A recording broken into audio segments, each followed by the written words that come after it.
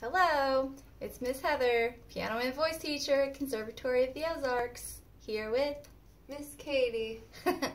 Miss Katie is an apprentice here at the Conservatory. She's learning how to teach piano and voice lessons, and she's going to start teaching her first Music for Little Mozarts piano student who's 6 years old.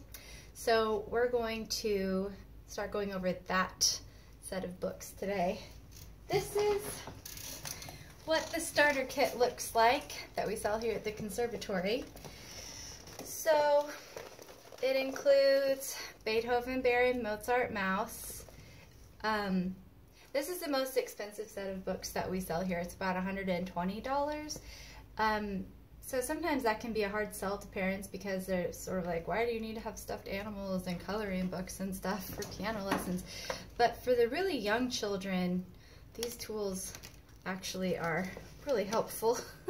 It seems silly, but they really help the child engage in the music lessons because they sort of become friends with these little characters.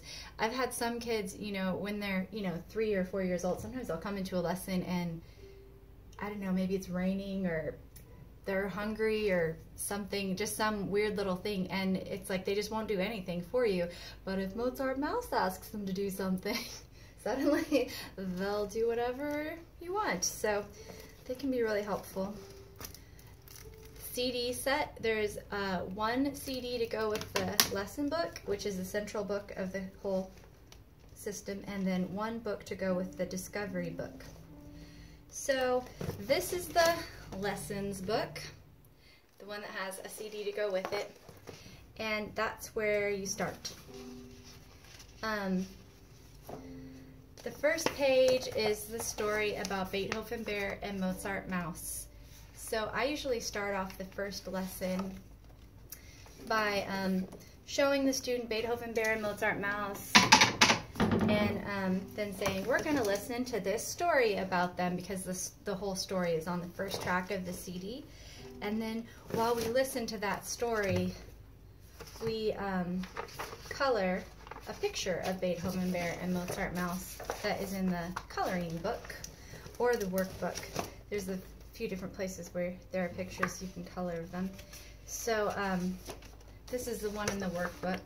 So we'll listen to the story and we'll color. If the child is slow, then maybe we'll just color like one of them or part of them. I say we, I let the child color, and I kind of sit there and talk with him about what's going on in the story, and like, oh yeah, his coat is red, just like the real Mozart Mouse, or yeah, let's find a gray crayon because his fur is gray. Just anything to help the kids connect with who Mozart Mouse and Beethoven Bear is, what their names are, what their personalities are like, where they live, who their friends are, that kind of thing. And that's all covered in the stories in the books that are on the CD. So after we talk about Beethoven Bear and Mozart Mouse, the next thing is this page, which is kind of like out of the Hal Leonard page. The beginning page, it talks about piano posture and hand shape.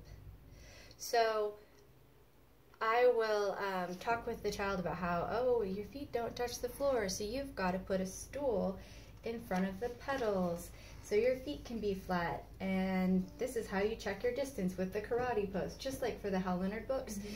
But so I'll show them how to do it correctly, and then I'll make them stand up and close their eyes, and I'll mess it all up. And I'll be like, okay, now open your eyes and pretend it's your next lesson and you're walking into your first lesson, and see if you can find your spot at the piano with perfect piano posture. And I'll kind of like maybe give each step a number. Step 1, put the stool in front of the pedals, and step 2, make sure the bench is straight, and step 3, put your bottom on the edge of the bench. And step 4, use the karate pose, check your distance.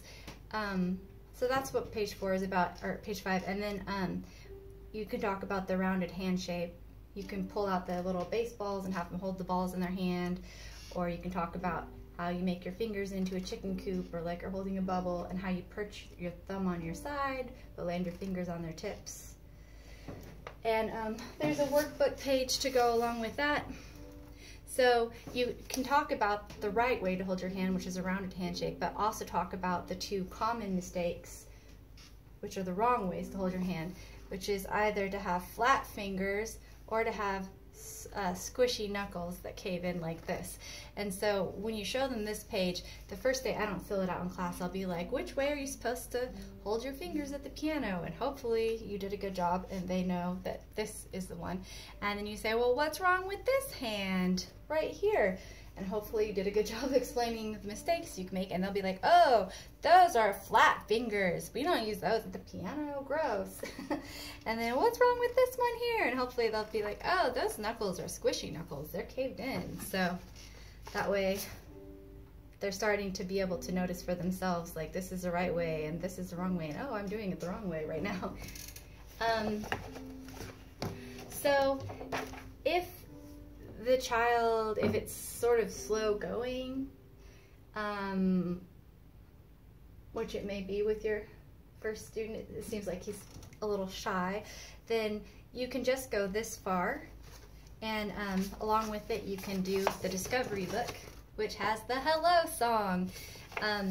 So for that you can stand up and sing, and if he doesn't want to sing along with you, if he's shy, you know, it's okay. Just demonstrate it enthusiastically as if he was participating, even though you'll probably feel like an idiot singing the hello song all by yourself.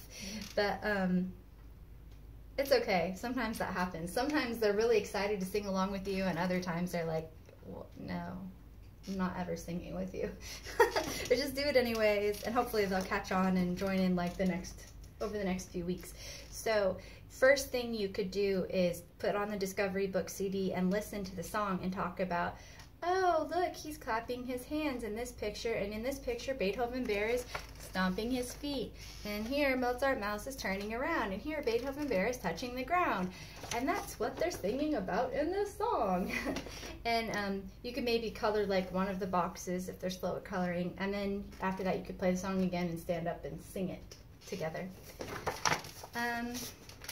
Then this is the assignment book where you write their pages down. So there's a lot of supplement books that you won't need at first. For the first week, you won't need the flashcards and you won't need the marker board, but always emphasize to the family, bring all your books every week because you never know when you will need them. We don't need the Christmas or the Halloween book or the Hollywood book or the church book right now, or the recital book. Those all come a little later down the road. And then the coloring book has lots of good coloring pages to go along with the story. So here's another picture of Mozart Mouse and Beethoven Bear that they can color. And all of these first pictures are in the story on the CD. This is the music room, which is Mozart Mouse and Beethoven's Bear favorite room in the whole house. This is the playroom where they live with their friends. And it even says in the story, there's puzzles and books and a chest of clothes for playing make-believe and crayons. And so you can talk about all the things in the picture. And then if there's time, you can start coloring it. And I always recommend, there's a lot of pages they can color, so I always recommend to the parents, each day, if you can, turn on one or both of the CDs and have them listen and color like a page each day. So they start, they should know the CDs so well they pretty much have them memorized. Like they can say the whole story along with it. That's really good when they get to that point. And then this is high and low sounds. So we'll assume that this is like the smallest starting assignment that you can give rather than a longer one. It's just like with the Hal Leonard one, like you can combine 2 lessons if the child is catching on quickly. So in the assignment book, you would want to write your name, you know, in here. But here you put today's lesson is lesson number 1, and then you put the day like Monday at 6 on July 1st or whatever it is.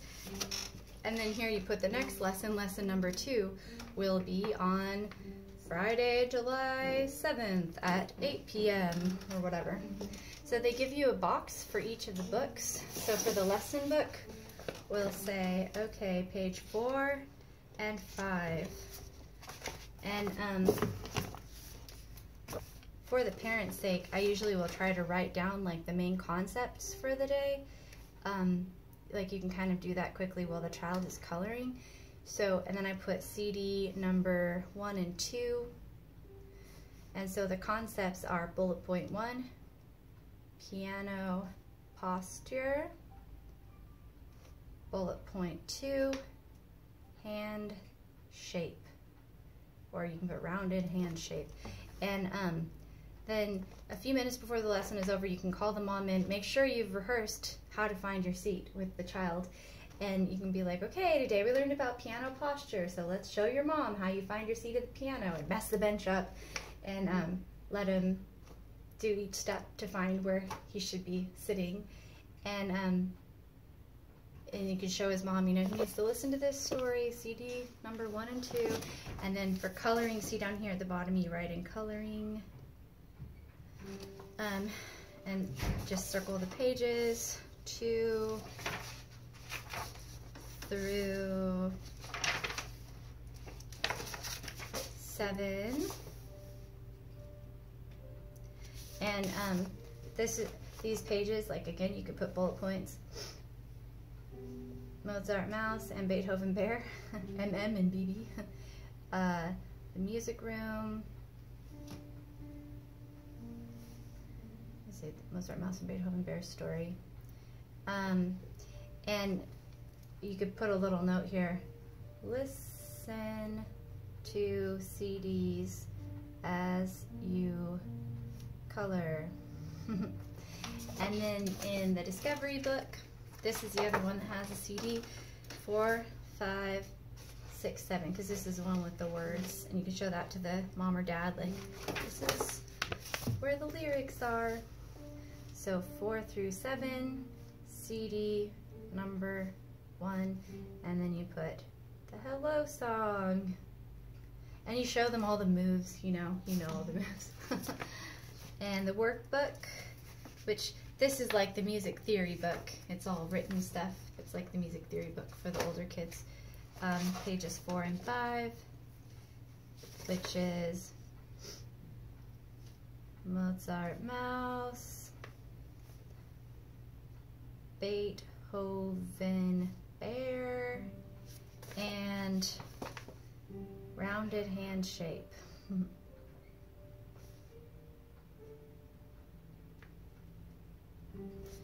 So then down here where it says my practice goal, I always start the young kids with 3 days of 15 minutes. And anything they do off this list, including even just coloring, counts as practice time. So if the parent is sort of like really involved or whatever, they can put the time, if they practiced or not, in the chart there. Most parents don't, but sometimes they do.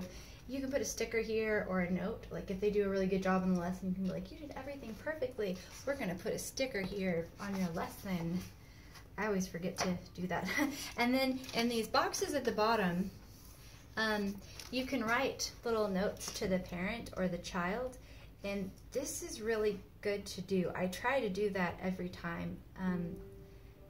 And you can tell the child while you're doing it. I'll be like, oh, you passed every song today. I have to write a special note to your mom, and like I'm putting a smiley face and stars by this note. She did such a good job.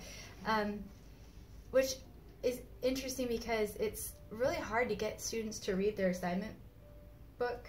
They just do whatever they remember and don't do what they didn't remember. You know, they don't ever look at this stuff you wrote down, and their parents probably don't either. But sometimes if you can get them excited about those special notes you wrote, then they'll go home and they actually will pull their book out because they want to show their parents their assignment. So there's a chance it can help them like notice what they're supposed to do that week too. So I'll just say, like, just so you can see, for example, Monday, July 10th. I think they're coming at 5? Yeah, 5 p.m. And then the next one would be Monday. I like how they let you say, like, which lesson it is, so you can kind of see, oh, we've done lessons for 4 weeks or however many weeks, and this is how far we've gotten. So it's really concrete. So do you have any questions about that? Any of that? I don't think so. Just maybe about the coloring pages, like they don't have to do all of those the week, or you want them to do 2 through 7 the whole week. It would be nice if all of those were completed by the next lesson. But if they're not, then have them color while they listen to the CD at the beginning of the lesson. Yeah, that's what I usually do. I keep working on, like, if there's any workbook pages that aren't done, I just have them work on them in the lesson if it seems like they're just not practicing at home and it's not going to get completed at home. But you got to kind of gauge a little bit with each child. Like, some kids don't like coloring and they're doing really well with the songs. Well, it's not a coloring lesson.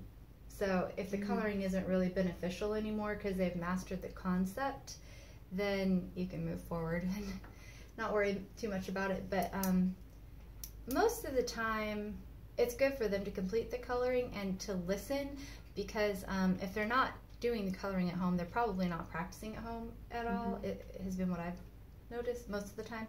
So they need to hear the songs a lot of times. So you can turn the CD on and they'll listen to it while they play. And I found, like, if you keep doing those same songs every week, once it gets to the songs that they like, they'll stop coloring and come over to the piano and start playing the songs on their own. Like, they'll say they don't want to play, they'll say they just want to color. But if you turn the music on, if you've been showing them those songs, you know, reviewing the old songs as you add new songs every week, they'll come over, because it's fun, they know what to do, so they'll come over and do it, you know. And that's kind of neat to see, like, that they'll take the lead and be excited about the song. And the other thing is the stories. If you really take time to read the stories and, like, emphasize, oh, this is what's happening in the story this week, the kids get captivated by that, and they'll want to know what's on the next page, and they'll want to know what the next song is, which is really cool. It's like, it's cool to have the student being like, well, can we do one more song? What's the next song, you know? So that's a neat thing about the books. But if you just, like, skip over the stories and don't make a big deal out of it, it's not going to be, they're not going to be engaged like that. It's just going to be another thing, another time they have to push more buttons with their fingers, you know, which isn't as fun. And, like, if you're listening to the CD while they're coloring, sing the words to the songs. Like, at first I'll demonstrate the song and then they copy, you know, because they play each song twice. But then after they know it, I'll just sing the song, and they'll usually sing it with me, and then they play on the second track. So you can do that, like, once they have started memorizing all the words to the songs, they'll be coloring and they'll be singing along while they're coloring. So they're still, like, they're still learning. At that age, sometimes it's like learning looks like playing, and so sometimes it can be hard to convince parents. It's like, no, we're really doing something valuable, I promise. You just have to be patient, because it takes a little bit of time at this age. It moves slowly, but I think it allows more depth to the learning, like more, I think people sometimes use the word horizontal growth instead of just vertical growth. So, yeah. Anything else you're wondering? Okay. Good job. You're going to be great at Music for Little Mozarts.